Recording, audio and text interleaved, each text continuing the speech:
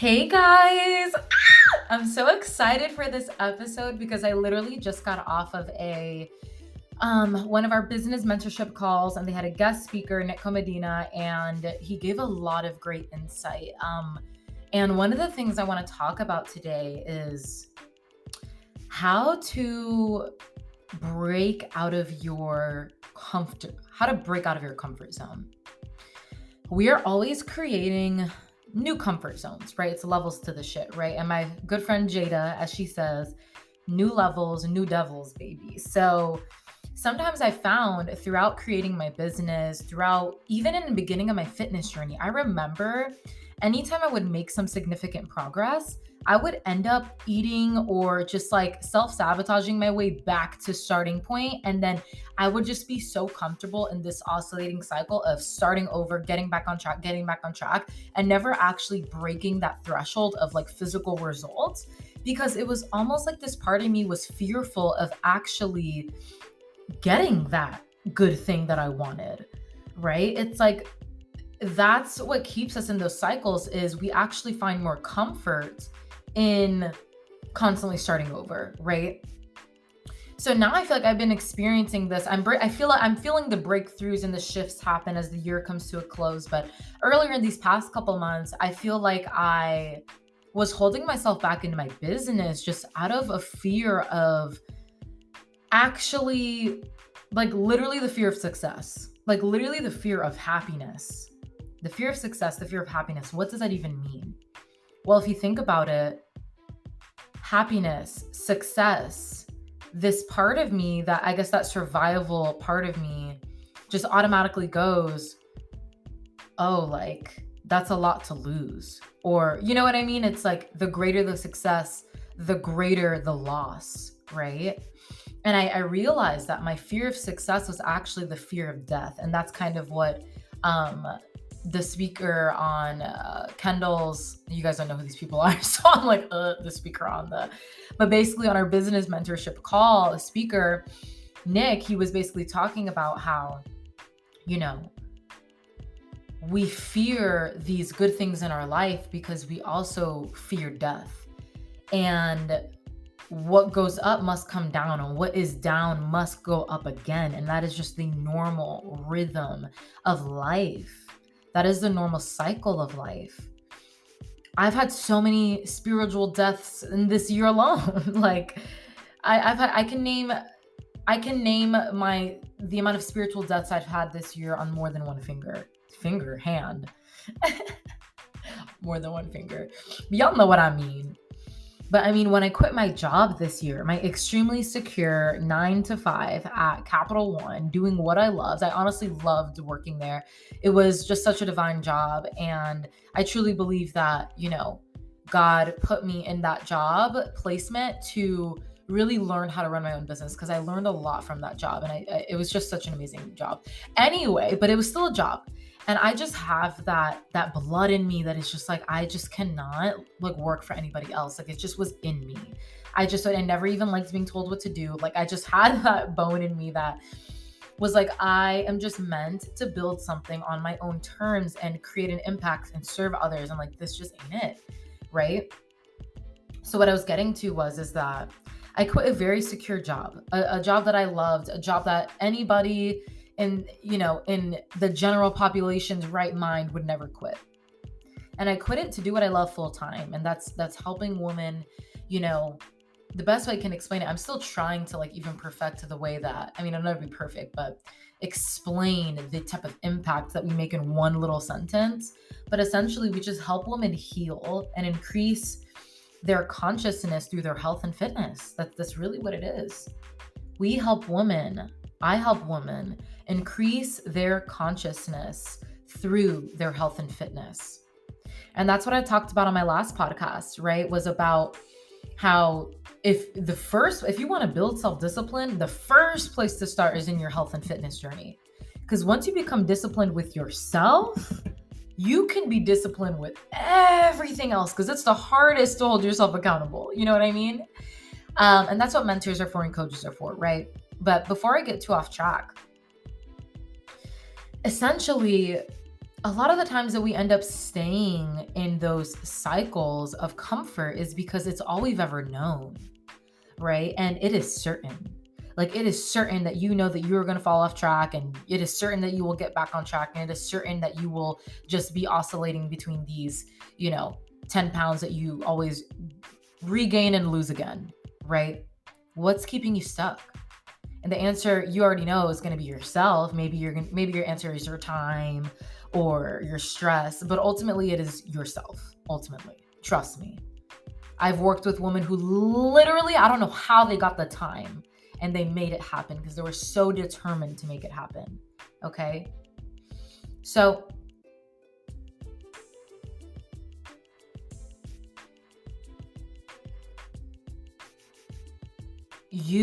I like totally blanked there, but what I was saying was that Alan Watts, he's a philosopher, he says, contemplate death. Sit with it. Death is a reality of life. I should have put a trigger warning, by the way, but maybe I can edit it. Trigger warning here. But death is a part of life. And the people who, it's not just about death as in, your physical life on earth passes away, but our spirits are always there. They're always roaming, right? Energy cannot be destroyed nor created. It can only be transformed or transferred. There's a law of physics. So death is a part of life. Contemplate it. And death, again, like I said, is not just dying and passing on. It is also death of old habits. It is death of old versions of yourself. It is death of stories that you have been repeating to yourself that you have become a belief. And a belief is, all that a belief is a thought or a story that's been told to yourself, that you've been telling yourself over and over and over and over again. It is a thought that you now just believe, right? And it's been in your reality and all of that. It's a belief system. But you can change your belief systems by starting with your thoughts, by starting with how you go about what thoughts you give power to is the most important thing.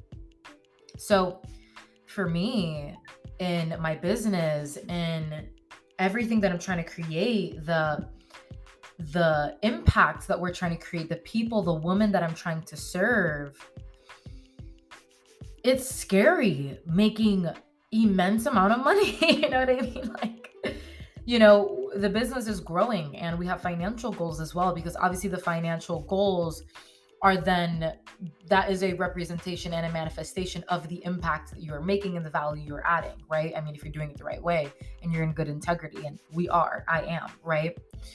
But it's like having that trust in yourself, and in the process, that in the uncertainty, it is certain. It is done. It has already happened. It is already yours. It is already mine. Get used to saying those words. It is already mine. And if you are someone who says, oh, I hope this is going to happen for me. I really hope I follow through. I really hope I get this. I really, really hope. The word hope is a destroyer of manifestations in my book and blessings, because you are not putting your full, utter faith in yourself or a belief or outcome, whatever. There's still some self-doubt there. There's still doubt. And while it's okay to have doubts, everybody has doubts. I have doubts. Everybody, no matter what level you're at, you're going to have imposter syndrome and doubts. And, it's just a part of being human. But again, it's what thoughts you give your ultimate power to. Okay. So in order to break out of those cycles, you have to learn detachment. Okay.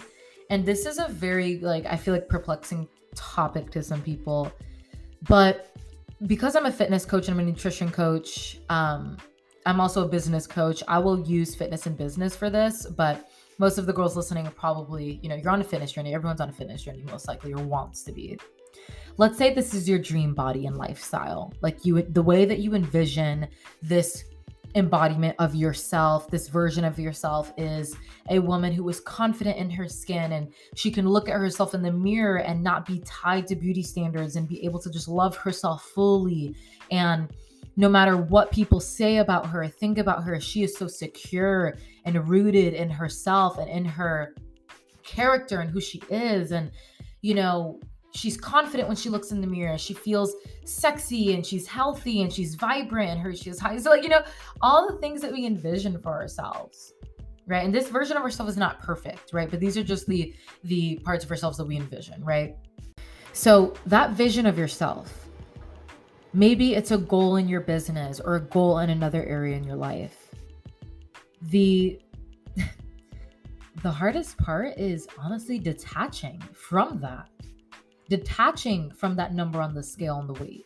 Detaching from that version of your body, that version of your life. It's like desiring it, but also desiring it and working towards it, but also remaining detached from it is literally like the biggest balance scheme you have to try to balance out. At least what I'm learning, okay? It's like you set these goals because this is the impact you're going to make, yet you have to remain detached from it because there could be so much that you have to learn on the way, right?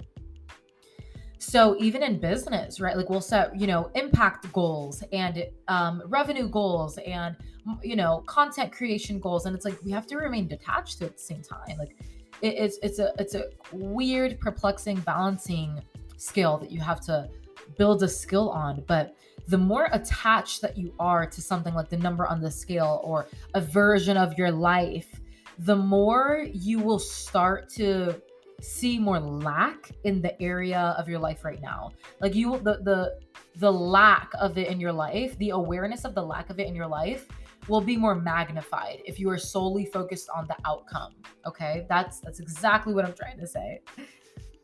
So what can you do instead? Well, you can, instead of shifting to be so outcome focused, you shift to become more behavior focused. Okay? You play the long game, guys. A lot of people are really not good at playing the long game. Everyone wants everything right now with little work and very little discomfort. Guess the fuck what, babe? Doesn't happen that way. And I'm honestly learning this as a business owner. Like I literally, although I love what I do and I love, I'm so passionate, I'm obsessed with what I'm doing. There are times where I'm like, should I just take the easy way out? Because this is a lot of work. You know what I mean? And that's the real honest truth. Even in my fitness journey, I'm like, honestly, like, I don't look too bad. Like, I don't look too shabby. Like, do I really need to be fit? Yes. Why? Because that is what's going to make me better. That is what's going to actually give me enrichment. It's that delayed gratification. Okay. Instant gratification is an illusion of pleasure. Okay. You get some dopamine spikes right now. Next thing you know, 3 months later, you're in a fucking deep depression and you're anxious as fuck and extremely guilty. If you want to break out of those cycles, you have to be open to change. And you have to understand that you have to understand that our brain looks at change and uncertainty as death. But you're not actually dying, boo. It feels like you dying because you are literally dying off and killing off old paradigms of thinking and being, but you is shining brighter than ever. Okay? Like you are in expansion. And it takes pressure to make diamonds, boo. It takes pressure. And if you can't handle the pressure, you can't handle shining bright like that. Ooh, period. And I'm speaking to myself right here because I've always had this thing where I didn't want to outshine other people, right? It's like I wanted to always dim my light, stay in the background in order for others to shine brighter. And I think that just comes from me feeling like I was just someone in the background with no purpose really when I was younger, right?